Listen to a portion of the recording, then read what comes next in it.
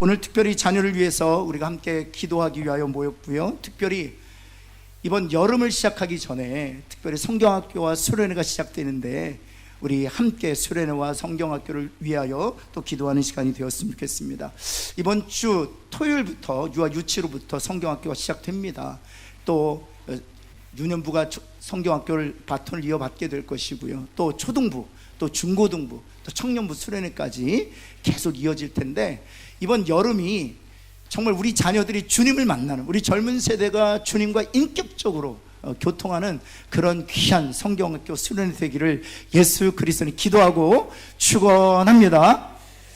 저도 수련회 때 예수님 만났어요. 아니, 정확하게 말씀드리면 제가 만난 것이 아니라 주님이 저를 만나주셨어요. 고등학교 3학년 마지막 수련회 때 그때 저를 만나주셨어요. 지금 생각해보면 고등학교 3학년 그 마지막 여름 수련회 때 주님이 저를 만나주시지 않았다면 내 인생은 어떻게 되었을까? 그런 생각을 늘 상상해 보아요. 정말 아득합니다. 저희 어머니께서 저를 위해서 얼마나 기도 많이 하셨겠어요. 여러분, 저도 고등학교 3학년 여름 수련회 때 주님이 저를 만나주셨습니다. 이번 여름 수련회 때 우리 다음 세대, 젊은이 세대, 정말 아직도 예수님 만나지 못한 이들이 있다면 예수님 만나게 된 은혜가 있기를, 그리고 그것은 우리의 기도로부터 시작된다는 것을 기억하고 오늘 이 밤에 기도하는 저와 여러분들을 간절히 소원합니다. 그러기 위해서 오늘 본문을 통해서 세 가지 교훈을 살펴보면서 함께 기도를 나누고자 하는데요. 부모인 우리들이, 교사인 우리들이 첫 번째 가져야 될 태도가 무엇인가 하면 자녀들에 대한 거룩한 기대를 가져야 한다는 사실입니다. 자녀들에 대한 거룩한 기대를 가져야 한다. 여기 우리 학생들이 나와 있을 텐데요, 우리 학생들은 이 말씀을 이렇게 받으면 좋을 것 같아요. 나에 대한 거룩한 기회를 가져야 한다. 또 뿐만 아니라 우리 부모님들도 역시 마찬가지입니다. 자녀들에 대해서만 거룩한 기대를 갖는 것이 아니라 나에 대해서도 거룩한 기대를 가져야 돼요. 옆에 있는 분에게 한번 이렇게 합시다. 자신에 대해서 거룩한 기대를 가집시다. 한번 할까요? 네. 여러분, 우리는 너무나도 우리 자신을 비하하는 데 익숙합니다. 여러분, 예를 들면 우리가 초등학교 때, 중학교 때 친구들을 별명으로 불러요. 이 별명이 친구들을 높여주는 데 쓰이나요? 아니면 친구들을 비하하는 데 쓰이나요? 대부분의 별명은, 아니 거의 모든 별명이 친구를 비하하는 데 씁니다. 여러분, 제가 결혼할 때 사진을 보면 그 청년이 어디 있는지 지금 모르겠어요. 제가 너무 날씬해요. 제가 일진론도 말씀드렸지만 너무 날씬했어요. 제 허리 사이즈가 28이었습니다. 그리고 안 믿으셨는 거 제가 압니다. 제가 28이었고요 몸무게가 67kg밖에 나가지 않았습니다. 그런데 중요한 것은 저는 저 자신을 어떻게 인식했느냐, 돼지로 인식했다는 사실입니다. 살이 아주 많이 찐 돼지로 인식했다는 것이죠. 왜냐하면 어렸을 때부터 제 별명이 무엇이었기 때문에? 돼지였기 때문입니다. 여러분, 친구들이 만약 저의 별명을 야, 넌 천재다 했다면 아마 천재가 되어 있을 수도 있겠어요. 여러분, 우리는 대부분 친구들을 별명으로 부를 때 비하할 목적으로 별명을 부릅니다. 여러분, 그것은 우리가 우리 자신을 비하하는 데 익숙하기 때문이에요. 그래서 하나님께서 말씀을 통해서 우리에게 권면하신 자기 자신에 대해서 거룩한 기대를 가져야 한다는 사실입니다. 사랑하는 성도 여러분, 나 자신에 대해서 거룩한 기대를 가지시기를 예수 그리스도는 축원합니다. 여기 은퇴하신 우리 어르신들 되시죠? 은퇴하고 나서 뒷방 늙은이 되었다라고 자기를 제안하는 경우들이 있어요. 그렇지 않습니다. 여러분, 여긴 평생 전업주부로 사시는 분들이 있죠. 경력 단절녀, 경단녀가 되었다 스스로 자기를 제안하는 이들이 있어요. 그렇지 않습니다. 여러분, 우리는 우리 자신에 대한 거룩한 기대를 가지고 있어야 돼요. 여러분, 요셉은 노예로 있을 때도 거룩한 기대를 가지고 살았어요. 죄수로 있을 때에도 거룩한 기대를 가지고 있었습니다. 그 거룩한 기대의 기초는 어디에 있었습니까? 하나님께서 그에게 보여주셨던 꿈 가운데 기초를 두고 있었습니다. 노예로 있어도, 죄수로 있어도 요셉은 항상 거룩한 기대를 가지고 살았다는 사실이에요. 여러분, 우리 자녀들에 대해서도 역시 마찬가지입니다. 우리 자녀들에 대해서 지금 보이는 모습으로 우리의 자녀를 평가할 것이 아니라 거룩한 기대를 가지고 우리 자녀들을 바라보아야 한다는 사실입니다. 여러분, 우리 누가복음 19장 2절에 보면 성경이 이렇게 시작하죠. 우리 한번 같이 한번 읽을까요? 시작. 삭개오라, 이름하는 자가 있으니 세리장이요 또한 부자라. 네, 그렇습니다. 세리장이요 또한 부자라 그만 표현해도 되는데, 여러분, 이렇게 삭개오라는 이름을, 그리고 개인적인 이름을 이렇게 성경이 기록한 이유가 어디 있을까요? 삭개오는 제자도 아니었습니다. 삭개오는 사도도 아니었습니다. 삭개오는 예수님을 위해서 한 일이 아무것도 없습니다. 근데 이렇게 개인적인 이 삭개오라는 이름을 성경에 기록한 일이 거의 드물어요. 여러분, 그런데 옥합을 깬 여인조차도 성경에는 이름을 기록하고 있지 않습니다. 여러분, 왜 그렇습니까? 왜 19장에서는 이 삭개오라는 이름을 이렇게 정확하게 기록하고 놓았을까요? 여러분, 이 삭개오라는 이름은 정확하게 한국말로 번역하면, 이 삭개오라는 말은 아람어인데, 여러분, 이 삭개오라는 단어를 정확하게 한국말로 번역하면 어떤 뜻인가 하면 의로운 자, 거룩한 자라는 뜻이에요. 그래서 영어로 보면 the righteousness라는 뜻이에요. 그래서 의로운 자, 거룩한 자라는 이름이에요. 여러분, 예수님께서 이 삭개오의 이름을 이렇게 정확하게 기록하신 이유는 부모님이 그의 이름을 지을 때 그에 대한 기대가 있었다는 거예요. 부모님이 그 삭개오를 낳고 그의 이름을 삭개오라 이름했던 것은 어떤 기대를 담았기 때문입니까? 그렇죠. 거룩하고 의롭게 된 그런 기대를 삭개오라는 이름에 담아서 그를 이름했기 때문인 것이죠. 여러분, 성경에 보면, 여러분, 우리 야곱의 두 아내가 있었죠. 야곱의 두 아내가 있었는데 레아와 라헬이 있었습니다. 여러분, 레아는 야곱에게 사랑받지 못했었어요. 그리고 나서 아들들을 낳죠. 그 두 아들의 이름만 소개하면 레위라는 이름이 있었습니다. 이 레위라는 이 뜻이 무엇입니까? 연합하다라는 뜻이에요. 연합하다. 그리고 레위의 동생이 바로 유다입니다. 유다의 이름의 뜻이 무엇입니까? 찬송하다는 것입니다. 야곱에게 평생 사랑받지 못했지만 레위와 유다의 아들들의 이름을 지을 때 그 아들들의 이름에 자신의 기대를 담았어요. 어떤 기대? 연합하다, 찬송하다라는 기대를 담았습니다. 여러분, 결국 어떻게 되었습니까? 삭개오는 거룩한 자가 되었습니다. 삭개오는 의로운 자가 되었습니다. 여러분뿐만 아니죠. 레위는 연합하다라는 이름을 기대와 더불어 부모님으로부터 받았어요.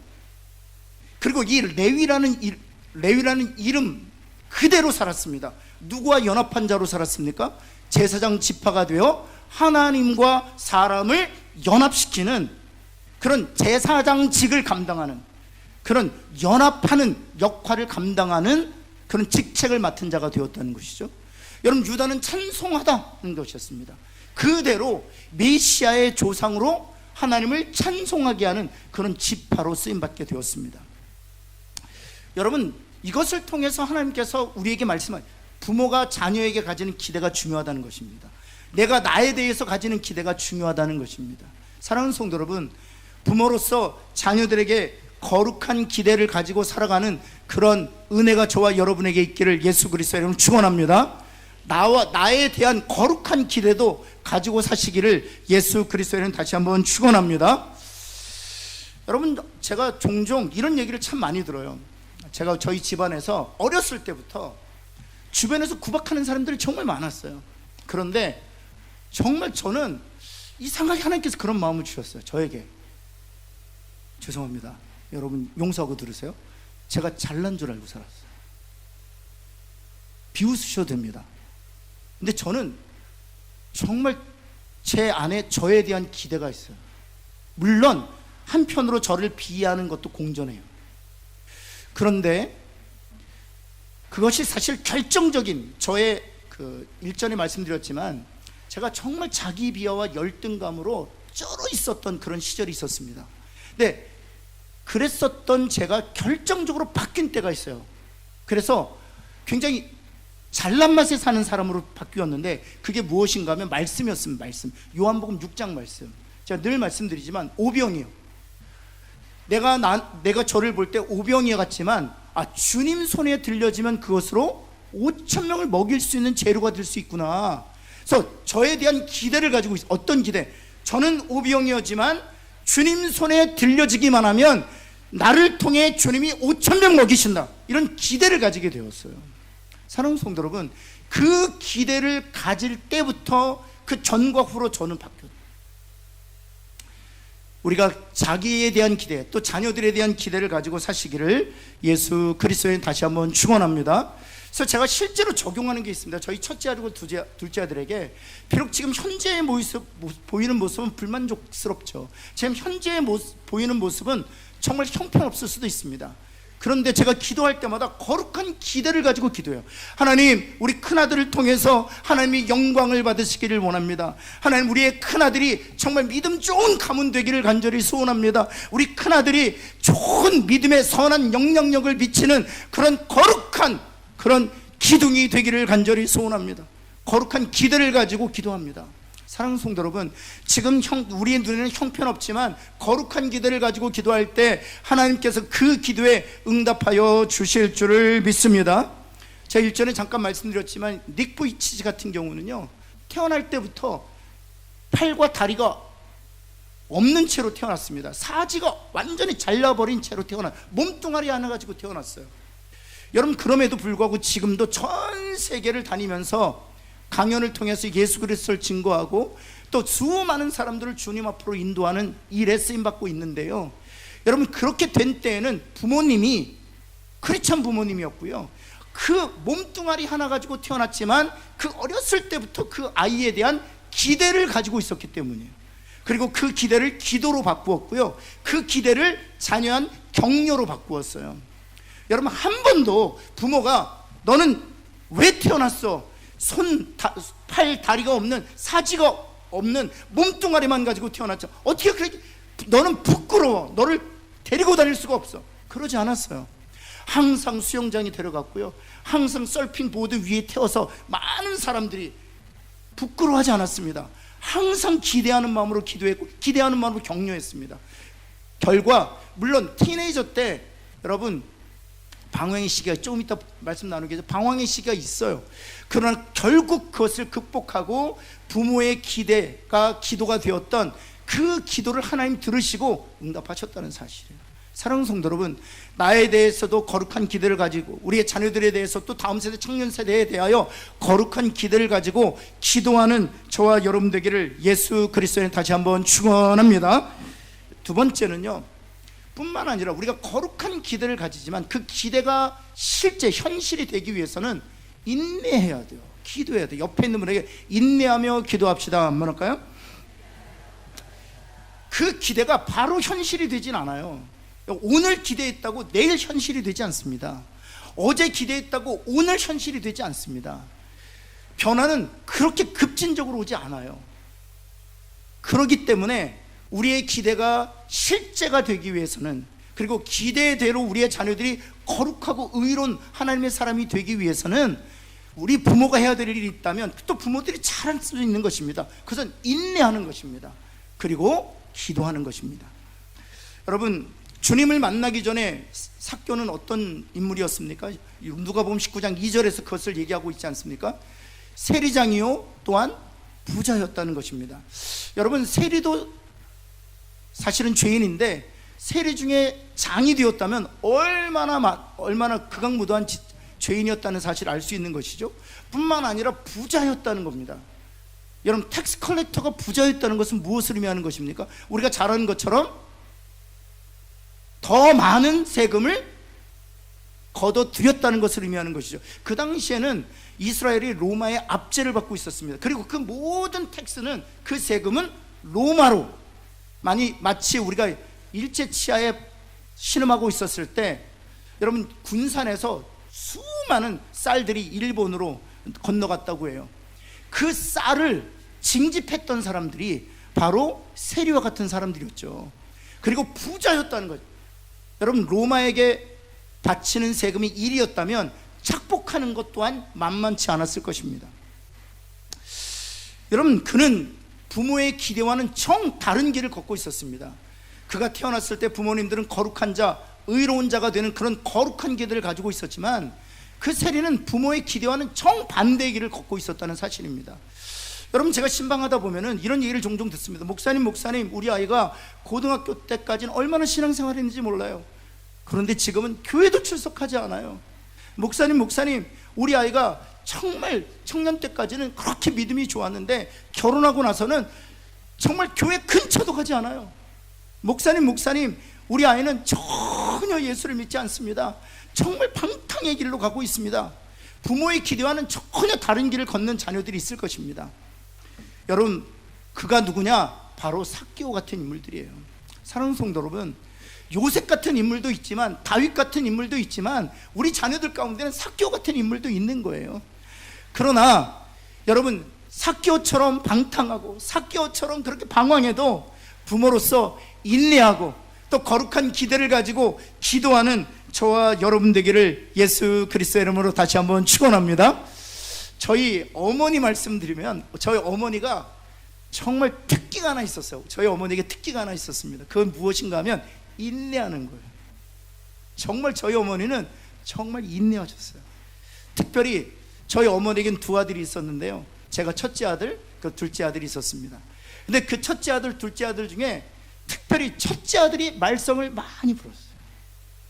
지금 보면 삭개오 같아요. 여러분, 저희 아버님이 저에게 이름을 주셨어요. 제가 일전에 말씀드렸지만 저희 이름을 주셨을 때 신철 이렇게 주셨습니다. 이 믿을 신의 밝을 철, 내가 예수님을 믿으면 너의 인생이 빛과 같을 것이다. 그래서 신철이라는 이름을 주셨습니다.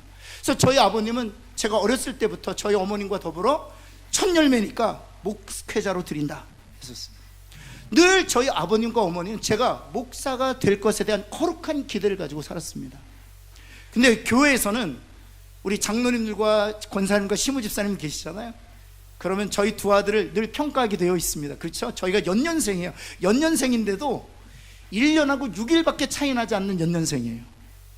별로 안 놀라시네. 1년하고 6일이면 제 생일하고 저희 동생 정말 쌍둥이처럼 컸죠. 그리고 어렸을 때 사진을 보면 왜 그러셨는지 모르겠어요. 생긴 건 달라요. 저는 완전히 어머니처럼 생겼고 저희 동생은 완전히 아버님처럼 생겼어요. 제가 군에 있을 때 제 동생이 면회 왔는데 인사장교가 제 동생 아니라고 했어요. 어떻게 형제가 이렇게 닮지 않을 수 있냐. 그래서 주민도 다 대조하고 약간 농도 있었지만 정말 성격부터 해서 안 닮았어요. 저는 밥이 있으면 국에 물을 말아 먹습니다. 저희 동생은 따로 먹습니다. 먹는 것 자체가 달라요. 저희 어머니와 아버지가 다르시 제 동생과 저와 제 동생 완전히 달라요. 여러분, 그런데 둘을 그렇게 비교하잖아요. 그런데 제가 목사로 하나님께 드렸고, 그리고 제가 거룩한 자, 성직자가 되기를 그렇게 바라셨는데 교회에서는 뭐라고 말씀하셨냐면 다 누가 목사 될 것으로 알고 있었어요? 첫째요, 둘째요? 어떻게 하셨어요? 스토리가 그런 거예요. 둘째가 다 목사 될 줄 알았던 거예요. 첫째는, 저 개구장이는 결코 목사 될 일이 없다. 둘째가 다 목사. 여러분, 제가 제 동생이지만 동생이 너무 지혜로워요. 저는 이렇게 고등부 회장 때 회의를 인도하면 뭐 이게 제가 이렇게 오히려 제가 싸우고 있어요. 고등부 회원들하고 막 제가 싸우고 있어요. 제 동생이, 제가 고등학교 3학년 때 고등학교 2학년 제 동생이 회장이 되었어요. 회의 할 때 보니까 막 싸우는 거 한마디 딱 하는데 잠재우더라고요. 제가 놀랐어요. 제가 동생이지만 우와 너무 놀랐어요.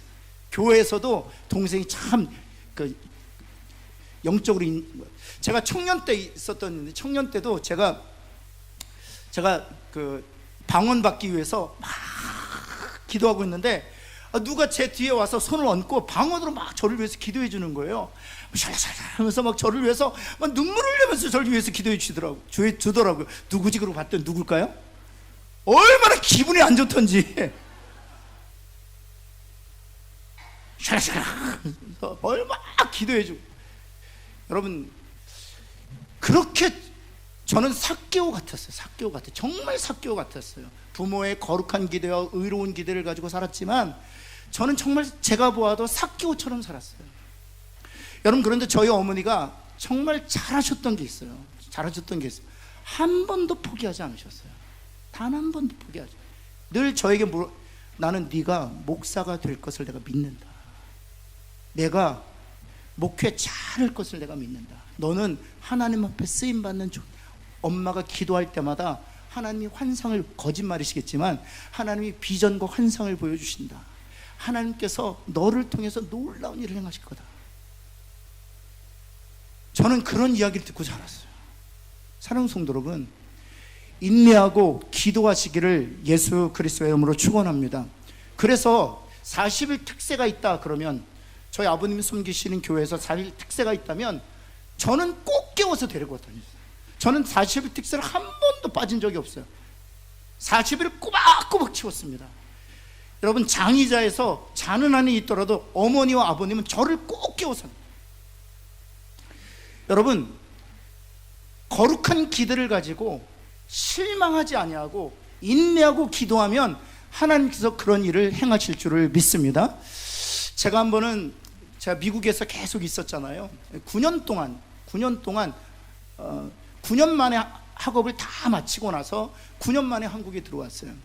그리고 나서 원주에 있는 교회에서 여전도의 헌신 예배를 제가 인도하게 되었습니다. 그 교회가 제가 그 당시에는 제가 설교했던 가장 큰 교회였어요. 그 교회 출석 교인이 한 2,500명 정도 되는데 여전도의 헌신 예배 때 한 700명 정도 나오셨어요. 저녁 예배 때. 제가 설교를 하게 되었는데 맨 앞자리에 누가 앉아 계셨을까요? 저희 어머님이 앉아 계세요. 맨 앞자리에. 아들 설교를 저희 어머님은 처음 보시는 거예요.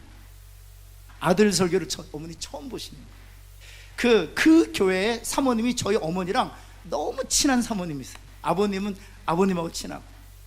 근데 저희 어머니가 맨 앞에 앉아 계시는데 어머님이 얼굴이 달덩이 같은 거예요. 너무 좋으신 거예요. 무슨 생각하셨을까요? 저 삭개오 같은 놈이 이제 목사가 되었구나. 저 삭개오 같은 놈이 목사가 되었구나. 사랑하는 성도 여러분, 우리가 포기하지 않고 인내하고 기도하면 반드시 하나님께서 그 기도에 응답하여 주실 줄을 믿습니다. 여러분, 세 번째인데요, 세 번째는 부모는 예수님께서 자녀들을 만나 주시도록 꼭 기도해야 돼요. 옆에 있는 분에게 예수님께서 만나 주시도록 자녀들 위해서 기도합시다 한번 할까요? 여러분, 자녀들이 교회 다니니까 예수님 만났습니까? 교회를 열심히 다니니까 예수님을 만났다고 확신하십니까? 정말 여러분들이 구원을 얻은 것처럼 우리의 자녀들이, 자손들이 구원을 얻었다고 확신하십니까? 여러분의 자녀들이 구원을 얻었다는 확신을 가질 때까지 여러분 기도하시고요, 그리고 만날 때마다 질문하셔야 되고요, 성경을 펴가면서 가르치셔야 돼요. 여러분, 자녀들을 가르치는 것은 부모에게 맡기셨습니다. 교사들에게 맡기지 않으셨어요. 전도사들에게 맡기지 않으셨습니다. 부모들에게 맡기셨습니다. 이스라엘아, 들으라. 너희 부모들은 앉아있을 때인지 일했을 때인지 집에 있을 때인지 길에 행할 때인지 부지런히 가르치라. 여러분, 복음을 가르치는 사명은 우리 부모에게 맡기셨어요. 사랑하는 성도 여러분, 우리 자녀들이 구원받은 자라는 확신을 가질 때까지 기도를 멈추지 아니하시기를 예수 그리스도의 이름으로 축원합니다. 복음 전하시기를 예수 그리스도의 이름으로 부탁드립니다. 그래서 구원의 확신, 구원을 얻었다는 확신을 부모가 가질 수 있어요. 분명한 확신. 저는 첫째 아이, 둘째 아이가 구원 얻었다는 분명한 확신을 가지고 있습니다. 저는 만날 때마다 첫째 아이고 둘째 아이고 물어요. 정말 예수 그리스도를 구주로 고백하고 있는지, 그리고 그것을 확인할 수 있는 확인 질문들을 던져요. 죄가 무엇인지, 그리고 예수 그리스도 십자가의 의미가 무엇인지, 그리고 장차 주님이 다시 오실 때 우리는 어떻게 될지. 여러분, 우리 자녀들에게 정확하게 복음을 가르치고 그 복음을 통해서 우리의 자녀들이 구원 얻었는가를 확신할 수 있어야 돼요. 저는 이번 성경학교 수련을 통해서도 우리 교사들과 우리 교육자들 통해서 또 부모님의 기도를 통해서 우리의 자녀들이 단 한 명이 외도 없이 다 구원 얻고 다 하나님의 자녀가 되고 하나님의 사람으로 인쳐지는 은혜가 있기를 예수 그리스도인 다시 한번 축원합니다. 여러분 19장 5절 한번 볼까요? 19장 5절에 보면 예수께서 삭개오야 이르시되 내가 오늘 내 집에 유하여야 하겠다 하셨습니다. 그리고 나서 9절에 주님께서 이렇게 말씀하셨습니다. 한번 볼까요? 9절에 오늘 구원이 이 집에 이르렀다 이렇게 말씀하셨어요. 인생에서 가장 중요한 것은 예수님께서 만나주시는 거예요. 예수님께서 저와 여러분을 만나주셨듯이 예수님께서 우리의 자녀들과 우리의 손주들 반드시 만나주실 줄을 믿습니다. 그렇지 않다면 다른 어떤 것은 아무런 의미가 없어요. 이 땅에서 아무리 훌륭한 학벌을 갖고 있다고 훌륭한 직장에 들어간다 할지라도 또 믿음의 사람이라고 일컬음을 받는다 할지라도 중요한 것은 예수님이 만나 주셔야 흔적이 있어야 한다는 사실이죠. 여러분 존 뉴턴 같은 경우에도요, 노예선 선장이었지만 주님이 만나 주셨을 때 그는 그 모든 옛사람의 삶을 배설물처럼 버리고 목회자가 되었습니다. 여러분 톨스토이도 역시 마찬가지입니다. 그는 55세 때 회심했다고 해요. 55세 때 회심. 그의 부모님, 그의 할아버지 다 크리스찬이었습니다. 그러나 그는 예수를 만나지 않았었습니다. 그러나 부모님께서 인내를 가지고 기도하셨고 결국에는 55세 때 회심하여 예수님께서 그를 만나주셨고 그를 위대한 작가의 반열로 주님이 올려주셨다는 사실이죠. 여러분 일전에도 제가 한번 말씀드렸을 텐데요, 수영장이 비친 십자가라는 그런 이야기가 있어요. 어떤 이야기냐 하면 실제로 있었던 실화인데요, 미국의 어떤 어머니가 자기 자녀를 위해서 기도하고 있었습니다. 그런데 이 자녀는 실은 다이빙 선수였어요. 근데 실은 다리를 다쳐서 더 이상 다이빙 선수로서 활동할 수 없게 되었어요. 자기의 꿈을 잃게 되어서 이제 방황하기 시작했고요, 그렇게 잘 다니던 교회도 출석하지 않게 되었습니다. 또 하나님이 계시면 정말 왜 내 인생을 이렇게 망가뜨릴 수 있느냐 하면서 저주하면서 자신의 인생을 보내기 시작하였습니다. 그럼에도 불구하고 그 어머니는 그 자녀를 놓지 않았어요. 거룩한 기대와 기도로 자녀를 붙들고 있었습니다. 하룻밤에 어느 날 저녁인데 저녁 식사를 하고 어머니가 이번 주에는 좀 교회를 가자라고 권면했더니 또 그전과 동일하게 화를 내면서 다시는 내 앞에서 교회 얘기하지 말라고, 하나님이 계시다면 왜 내 인생이 이렇게 저주받은 인생이 될 수 있냐고 그러면서 문을 박차고 밖으로 나갔어요. 그리고 나서는 늘 하던 대로 수영장에 갔다고 해요. 11m 다이빙, 가장 높은 다이빙대에 섰어요. 그리고 시름을 잃어버린 채 다이빙을 하려고 섰는데 그 다이빙 떨어지는 그 물에 십자가가 딱 새겨지는 거예요. 보니까 창틀에 달빛이 비추어서서 그 물에 십자가가 새겨지는 거예요. 너무 화가 나서 십자가가 새겨진 물에는 다이빙하지 않겠다고 바로 또 내려요. 그만큼 하나님과의 관계가 깨어진 거예요. 내려와서 보니까 깜짝 놀랐어요. 너무 화가 나서 정신없이 12m 다이빙 때 올라갈 때는 몰랐는데 내려와서 다시 그 십자가가 새겨진 곳을 보니까 그 수영장에 물이 하나도 없는, 그 자리에서 무릎을 꿇고 하나님께 용서를 구했답니다. 그 십자가가 없었다면 자기의 생명은 거기서 잃을 수밖에 없었던 거예요. 눈물을 펑펑 흘리면서 철저히 회개하고 예수 그리스도 주님이 그 순간 만나 주셨대요. 그래서 눈물을 뿌리면서 집으로 돌아갔습니다. 어머니에게도 용서를 구하기 위해서 어머니 부르짖는데 어디에도 어머니가 보이지 않는 거예요. 2층에 올라갔더니 조용한 옷장에서 흐느끼면서 우시는 어머니가 계시는 거예요. 잠시 들어보니까 자기를 위해서 눈물을 뿌리면서 기도하는 어머니의 기도 소리였어요. 사랑하는 성도 여러분, 저는 확실히 믿습니다. 우리 부모가 거룩한 기대를 가지고 인내하고 끝까지 기도하면 우리 주님이 만나 주실 줄을 믿습니다.